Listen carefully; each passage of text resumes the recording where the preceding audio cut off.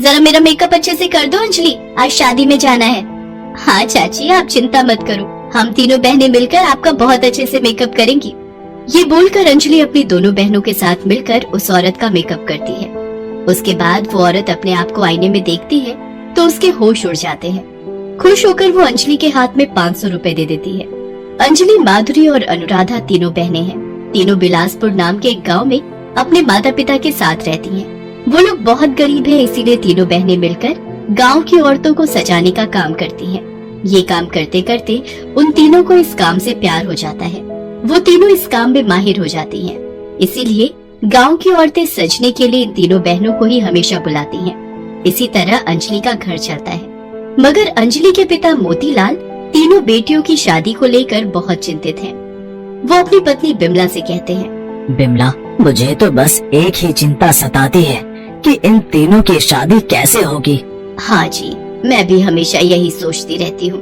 तभी वहाँ पर अंजलि अपने दोनों बहनों के साथ आ जाती है और कहती है, क्यों पिताजी, शादी करना जरूरी है क्या? ये तो क्या कह रही है बेटी, अगर शादी नहीं हुई तो लोग उल्टा सीधा कहेंगे। मगर शादी करने के बाद हम काम न कर सके तो? हाँ, हमें ये काम करने में मजा आता है।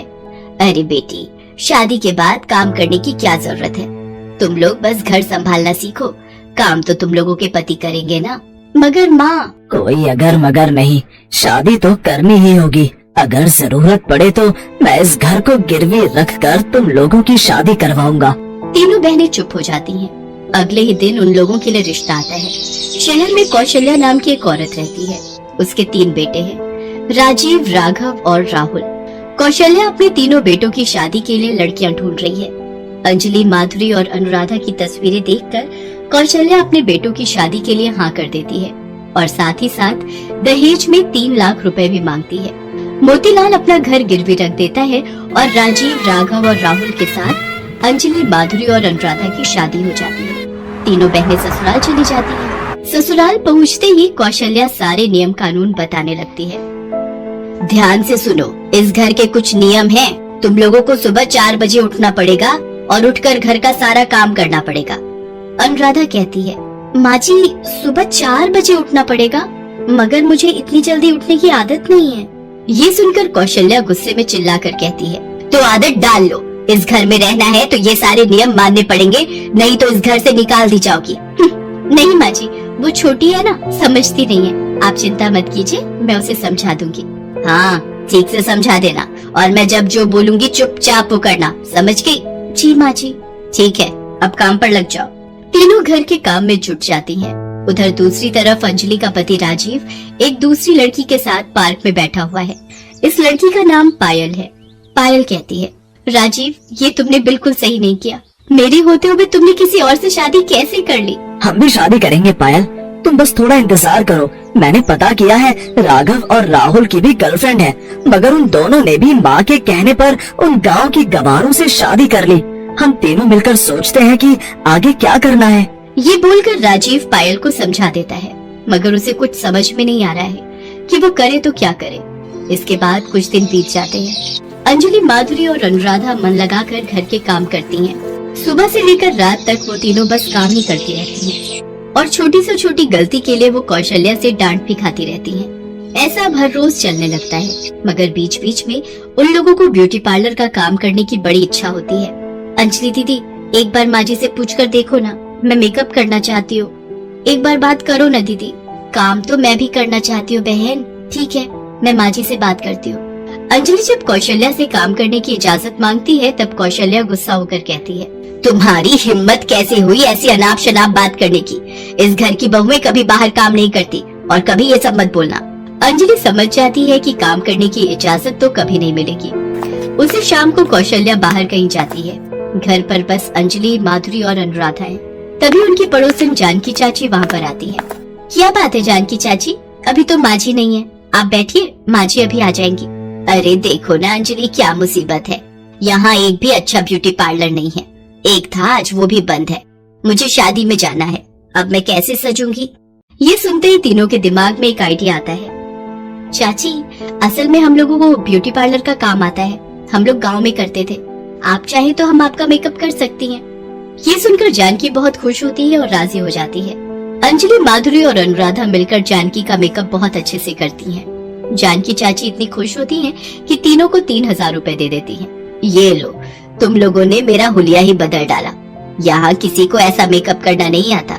और तभी कौशल्या वहाँ पर चली आती है और अंजलि को पैसे लेते हुए देख लेती है। और ये देखने के बाद कौशल्या गुस्से में आग बबूला हो जाती है। क्या मेरे मना करने के बावजूद तुम लोग पैसों के लिए मेकअप कर रही हो? मेरी बातों का उल्लंघन कर रही हो? नहीं माँ जी, आप जैसा सोच रही है वैसा नहीं है। कैसा है वो मुझे दिख रहा है। निकल जाओ मेरे घर से, अभी के अभी निकल जाओ। अरे कौशल्या, गुस्सा क्यों करती है? जाने देना। तू चुप रह जानकी, तुझे तो मैं बाद में देखती हूँ। जानकी वहाँ से चली जाती है और तभी राजीव, राघव और राहुल गले में वरमाला पहने हुए वहाँ प्रवेश करते हैं। उन लोगों के साथ उनकी नई पत्नियां हैं। राजीव कहता है, माँ पता है आप गुस्सा करेंगे, मगर हमने फिर से शादी कर ली। मैं पायल से प्यार करता हूँ माँ, इसलिए मैं पूजा से प्यार करता हूँ माँ। मगर गुस्सा होना तो दूर की बात है। ये देखकर कौशल्या खुश हो गई। बिल्कुल सही किया बेटा, ये लोग तो वैसे भी कुछ काम के नहीं हैं। मेरे मना करने के बावजूद इन लोगों ने पैसों के लिए काम करना शुरू कर दिया। मैं तो इन तीनों को अभी निकाल दूंगी घर से। हाँ हाँ अंजलि, निकल जाओ इस घर से। माधुरी, तुम भी निकल जाओ। हाँ हाँ अनुराधा, तुम भी। मैं आज से मेरी नई बीवी के साथ रहूंगा। अंजलि, माधुरी और अनुराधा तीनों रोने लगती हैं, मगर कौशल्या और बाकी सभी मिलकर उन तीनों को घर से निकाल देते हैं। अंजलि, माधुरी और अनुराधा तीनों रास्ते में रात गुजारती हैं और सुबह तीनों की तीनों उल्टियाँ करने लगती हैं। तभी वहाँ पर जानकी चाची आ जाती है और तीनों को अस्पताल लेकर जाती है। वहाँ पता चलता है कि तीनों की तीनों प्रेग्नेंट हैं। अंजलि रो पड़ती है। अब क्या होगा? हम कहाँ जाएंगे?